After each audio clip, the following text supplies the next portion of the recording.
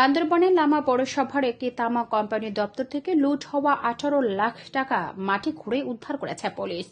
আজ 17 মে শনিবার দুপুর 2টি পৃথক স্থান থেকে এ টাকা উদ্ধার করা হয়। গত 8 মে রাতে আবুল খায়ের টোবাকো কোম্পানির দপ্তরে ডাকাতি হয়, যেখানে 15-20 জনের একটি দল প্রায় 1,73,00,000 টাকা লুট করে নেয়।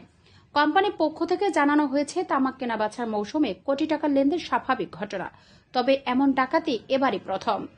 পুলিশ জানায়, সিলেটিপাড়া আব্দুল করিম ও আরিফের নেতৃত্বে ডাকাতি সংঘটিত হয়েছে। অভিযুক্ত করিমের বাবা ও ওয়াসির আলী ও মা আনোয়ারা বেগমকে গ্রেফতারের পর তাদের দেওয়া তথ্য অনুযায়ী তাদের বসতবাড়ির পাশ থেকে 17 লাখ এবং কাছাকাছি একটা স্থান থেকে আরও 1 লাখ টাকা উদ্ধার করা হয়।